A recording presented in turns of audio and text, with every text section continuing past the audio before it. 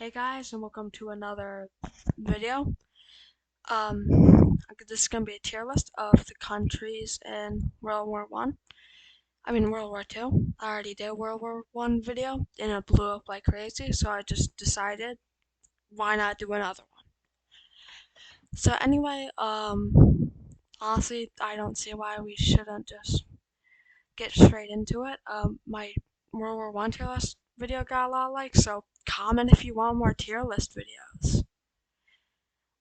Thank you to the one guy who commented on that video. I have decided to actually speak manageably and authentically.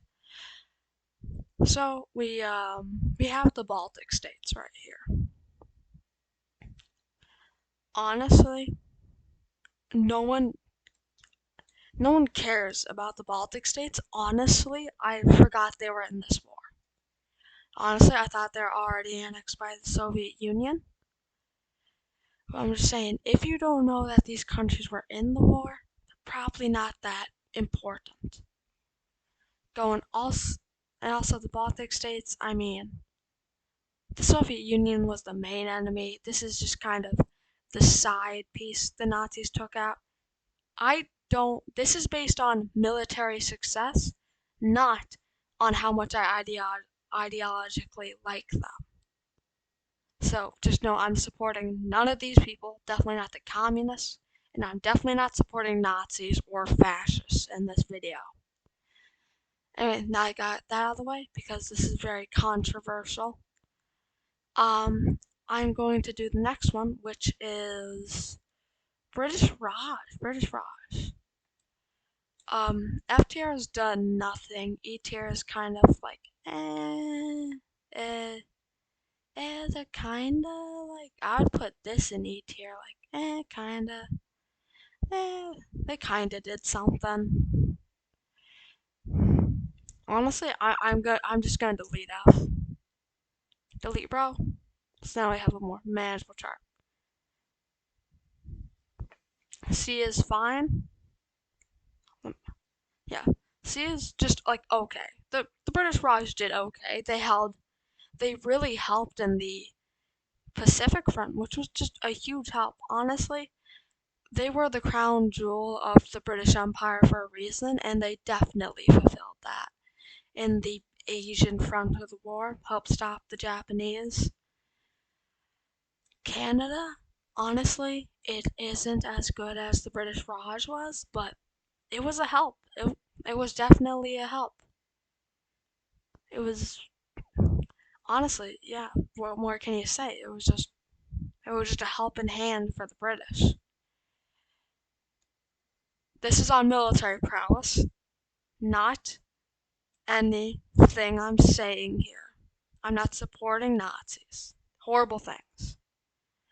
Actually, I'm gonna drop them down to a B because they had great military commanders, but Hitler, he micromanaged way too much. Stalin learned to stop micromanaging. Hitler micromanaged more. Anyway, gonna reconfigure my tier list, look at my clock. So for that reason, I'm gonna put them here. They had the biggest advantage. They had ready equipment, and no one else was prepared for war, but they were. And they had all these wonderful strategies, but Hitler messed it up. Anyway, Greece. Actually, let me do something before Greece. Italy, I'm gonna say they did better than Yugoslavia, but they were just horrible. Mussolini couldn't keep control of his own country. The North African front was a mess. They couldn't even take out Greece. But then they had to use mustard gas for the Ethiopians and also the Greeks. And the Nazis had to help fight the Greeks too. I'm putting them lower because Italy definitely had some wins in the North African campaign. But overall, just really did horrible. Anyway, let's get the UK out of the way. UK definitely not as strong as Imperial Germany. I mean, not Imperial Germany, Nazi Germany, with its U-boats, but it advanced. The UK, it had great code breaking. People, I don't know what the name of the movie was, but it was like the Enigma code. They broke the Enigma code. They figured out a lot of Nazi Germany's plans. They were able to face the U-boats in the water, which was a huge thing. They made multiple technological advancements in the war. And honestly, they they were the only reason the Allies existed. If they didn't exist, France would fall, and boom, Nazi Germany would win. And this is mostly because of Churchill. He had just never surrender, and that kind of just compelled his people to just keep fighting, keep going on, invade Normandy, take the beaches, fight them on the beaches, fight them in the water. So for that reason, the British held their ground against a much stronger opponent of Nazi Germany. Anyway, I'm just gonna put the ragtag group of people that helped the Axis right here. It's the rag. I think that's the end of the ragtag group that helped the fascists. There's Finland, which I'm gonna say, for what they did, they were pretty. I mean, yeah, they beat the USSR. That was huge. But then they got beat by the USSR. Anyway, USSR, it's over here. I mean, if we're going from the start of the war, USSR down here. USSR is like here, start of the war. But once it got to the end, once winter started to set in, of like 1941, it was just the USSR was winning. Stalingrad, Leningrad, very hard fought battles, but the USSR, it won those. It won those key battles. No matter how many millions of people had to die. This is Denmark. Yeah, I am right. This is the Nordic country of Denmark. Anyway, yeah, I'm gonna put behind the Baltic states. I think Denmark just capitulated basically instantly. Anyway, this is Norway. I realize that there's no Sweden here. Sweden stays neutral. Norway, again, it's like it's like one of these countries down here. They just did nothing. They were stepping stones for the Axis to just get more land. I mean, Norway was defended by the Allies, but the the Germans, Nazi German. I don't know if this video is gonna get age restricted just because I'm saying Nazi, but the Nazis eventually took Norway. Anyway, we have China. We have two Chinas here. We have communist China and fascist China. Later democratic China.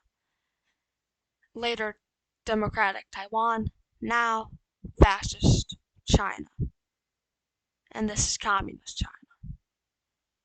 I'm saying against Imperial Germany, against Imperial Japan, they did absolutely horribly.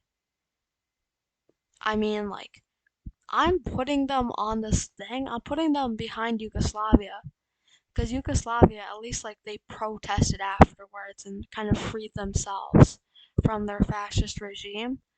But these two, they just got obliterated. And I mean, they didn't even get their land back till Imperial Japan surrendered. I'm putting Imperial Japan up here. They're like, we're gonna invade the entire Pacific. We're going to invade the East. The very east side of a map, it's all ours. And I mean, they kind of accomplished that.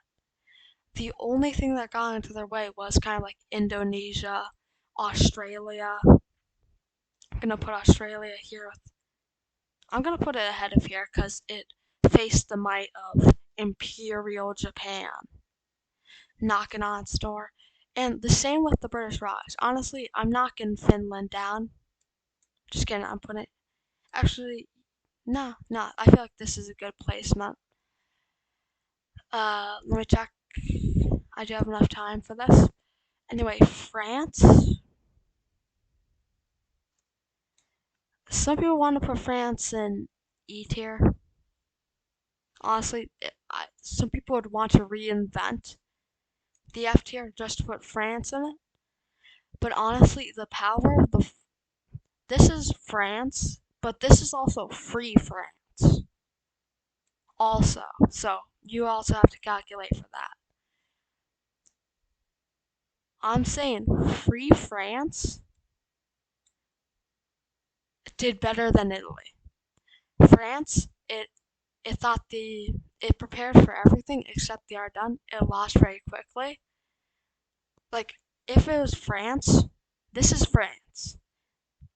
Like France, it would be bottom. It would be like honestly, it would be like here. But since Free France did well and it made Normandy possible, it helped dethrone Vichy France. I don't know how to properly pronounce that. Vicky? Some people say Vicky. I say Vichy, but they helped overthrow Vichy France, led by the traitor de Gaulle. I think that's his name. And honestly, if Free France didn't exist, the liberation of France never would happen. The French protesters basically basically made naval invasions possible, and they made France possible again. And they also helped a lot in the African front, and I think they did better in the African front than the Italians did, which is not saying a lot. Anyway, U.S. ahead of Imperial Japan because they were able to beat Imperial Japan. And they were also actually I'm gonna put the USSR ahead of Imperial Japan. Honestly, I'm tempted to put them in front of the British. But Operation Barbarossa, they were doing horribly. Just for like, if they were doing better at the start of the war, they would be shot up straight ahead of the Nazis.